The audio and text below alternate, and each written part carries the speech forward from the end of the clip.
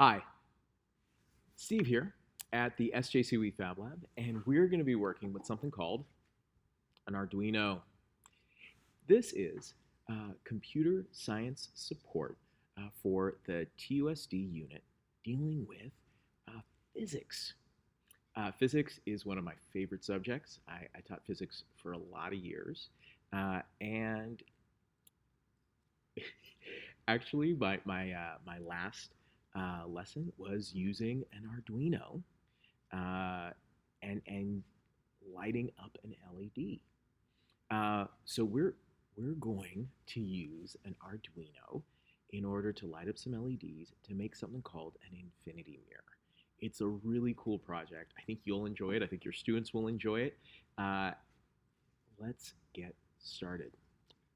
So this Arduino is just an awesome piece of technology. It is an open source platform.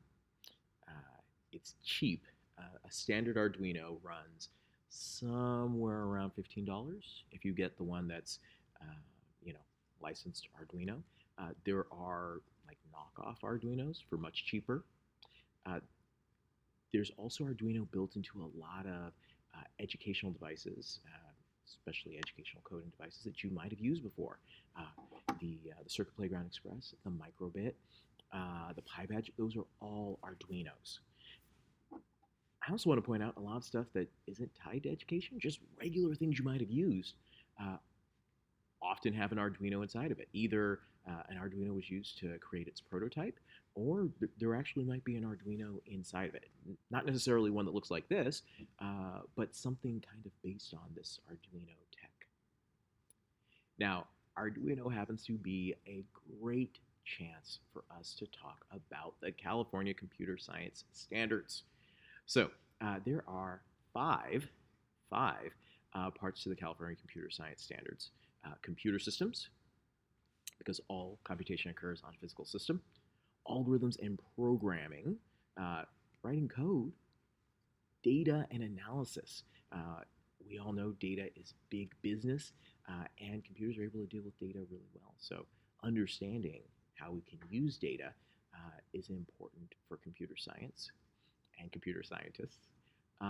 Networks and the internet. You're probably watching this on that giant network of networks called the internet. And lastly, impacts of computing, because we want our students to make things with their computing skills that can help others. So we've got two standards that we're dealing with today.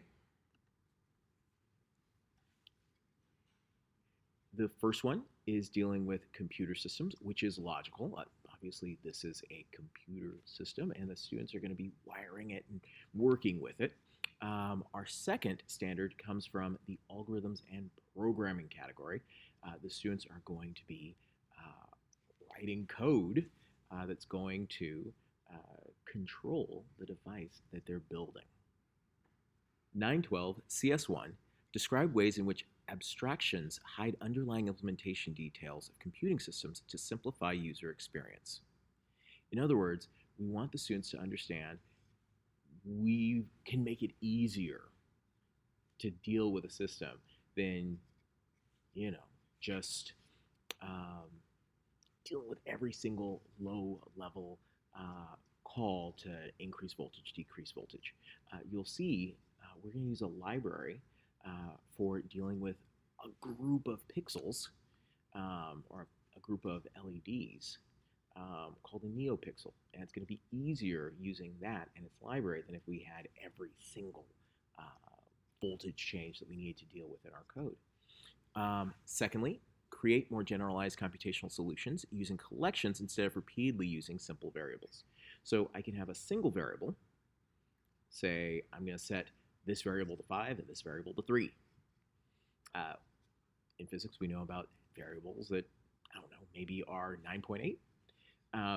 But in coding, a variable has a value, and we assign that value to something and it changes. Now, we can deal with a single value, or we can have a collection that is a set of variables, and that's much faster to deal with. Like if I were to have different locations along, say, all of these LEDs, and refer to each location rather than giving each one of them an individual name. Much faster. Okay.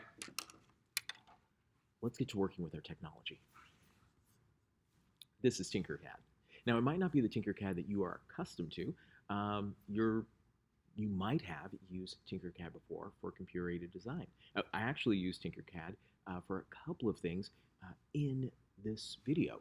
First, we laser cut a part of our infinity mirror, and I also 3D printed a part of it. But we're not focusing on our computer-aided design today. What we're focusing on is circuitry, and there is a part of Tinkercad called Tinkercad Circuits. And we're going to be using it to design a circuit, to prototype a circuit, and even to try out some of our code. And another great thing, it has some sample code for us. So I'm going to say create new circuit.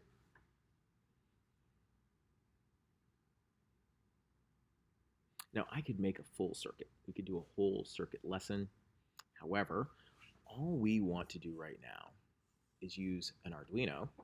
Notice how this looks like this. It has on it a lot of different pins. They're all numbered. These are the digital pins.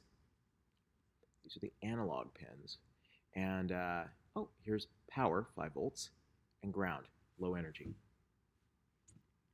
Physics, we know about the flow of electrons. Let's try out something real simple. We use a breadboard. In fact, we use a smaller one.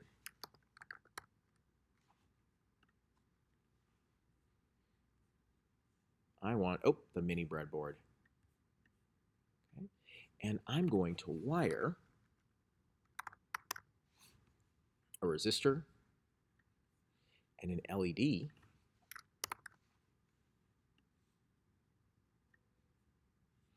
and I'm going to send power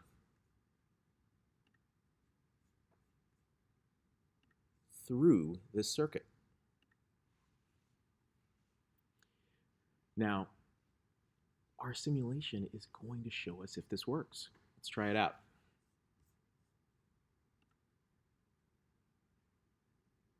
Awesome. So here is our first circuit. Please go ahead, try it out on Tinkercad. And while I'm at it, I think I'll try it out in reality. Right here, we have everything that was in our model. Let's try it out. I'm going to use our tiny breadboard, a resistor. Now, we could go into resistor colors and how much resistance there is. It's not really important for this, and I want it to be a quick video.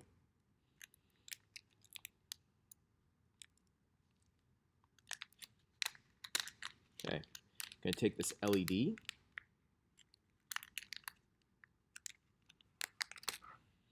The long leg will go to 5 volts. I've plugged this in so the resistor goes across this gap. As long as I put any 2 wires in holes that are in the same column, you'll notice the columns are numbered. Doesn't matter which column it is, just the same. Then they're connected. As long as they're not on opposite sides of that divide.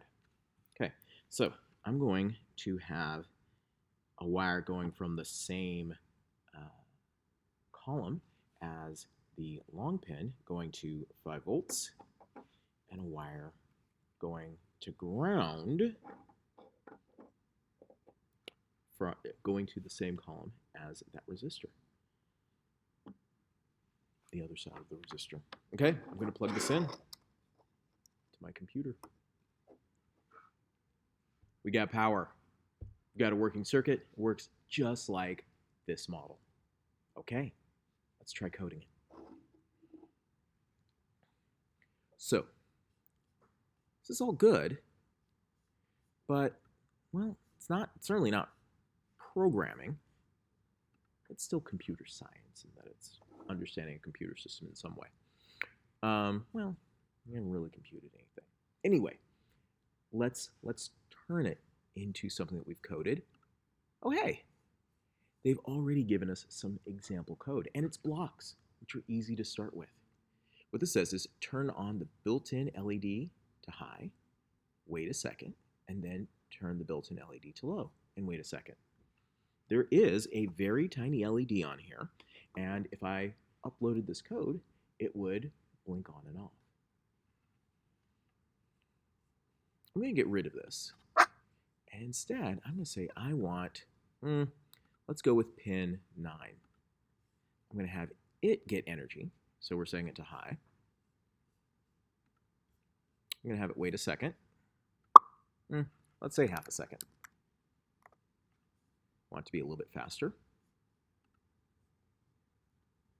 And then we're going to set it to low.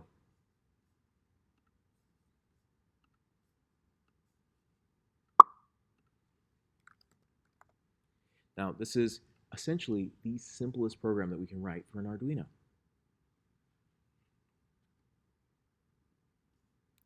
Zoom in just a little bit. All right, this is all good, except my wire isn't in the 9-pin spot. So I'm going to take it away from 5. 5 volt always gives it power. Instead, I'm going to put it in the 9-pin spot. So it will give power when it's set to high and not give power when it's set to low. All right, let's try the simulation.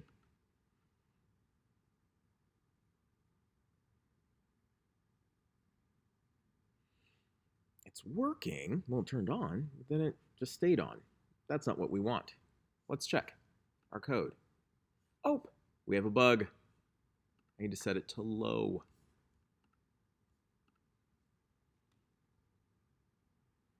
Perfect. Now, let's try and take this from our model to the real world right here. Okay, so I'm going to take this code and stop my simulation. I'm going to convert it from blocks to text. What this is going to do is turn it into C++. Oh, hey, there it is. I'm going to copy it and add it here to the Arduino IDE. There we go.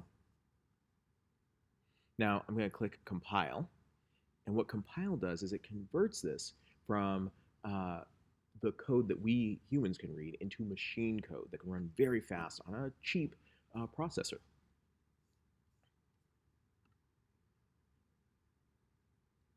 It's compiling it. After compiling, I'm going to upload it into this device.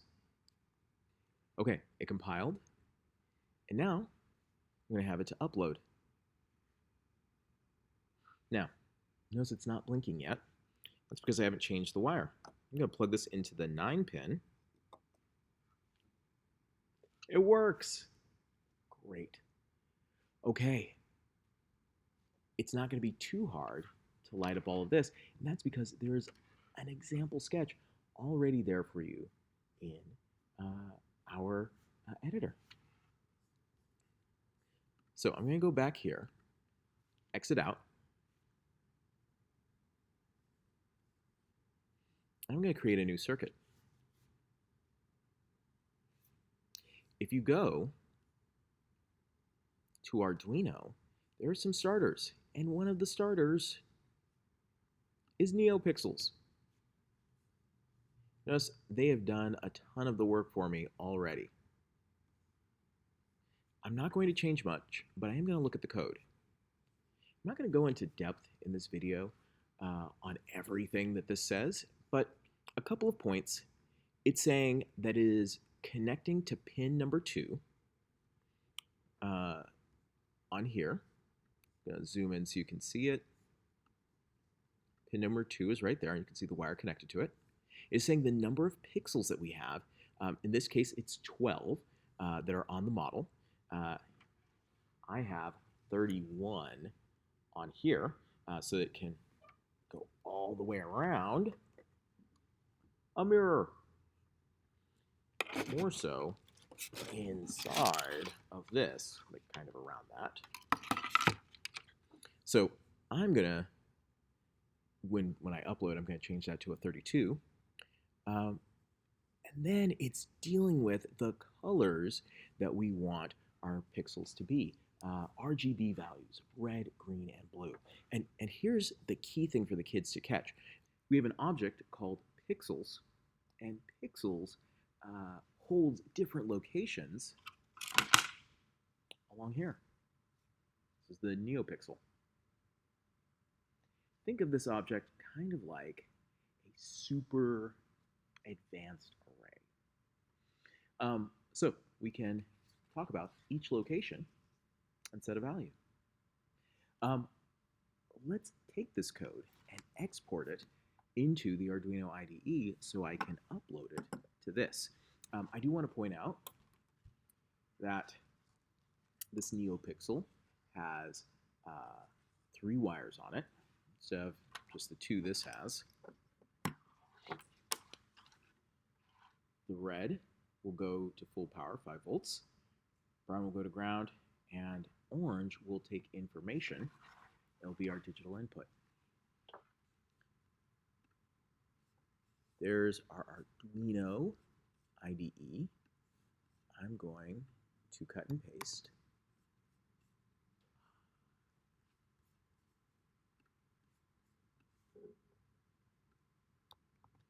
There we go. I want to make sure that we are connected to the board. All right. Also, remember, we need the number of pixels.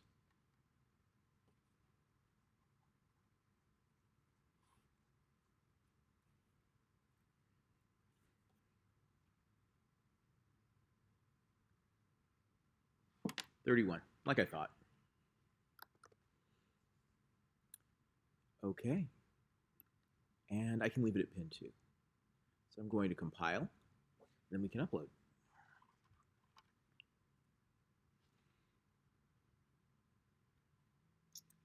It's giving me a little bit of trouble. It says it doesn't know this library. Well, that's fine. I can go to the Manage Libraries item under Tools. I'm going to do a search for NeoPixels.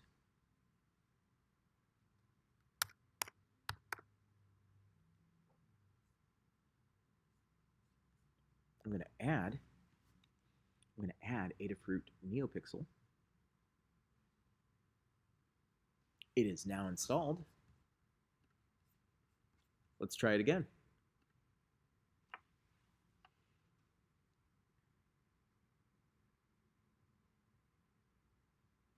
That was fast. Let me plug this in.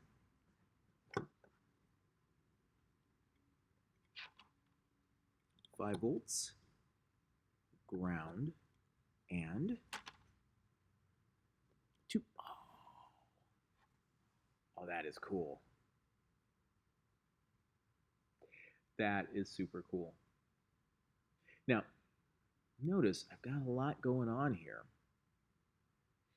What I'm going to do is I'm going to change my code just a little bit. Let's try it out. Let me let that keep going, as cool as that is. Okay, one quick trick.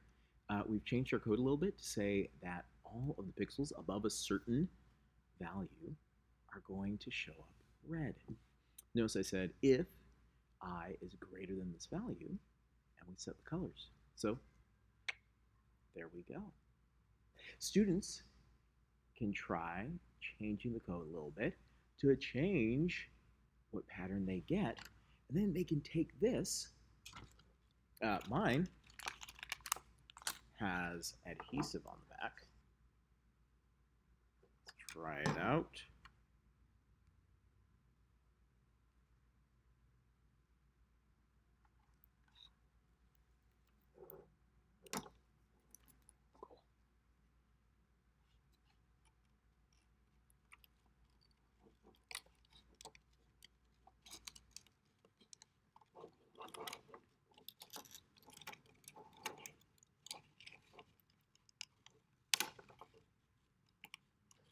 Okay.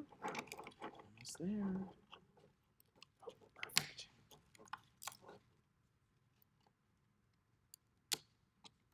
There we go. It's all in there.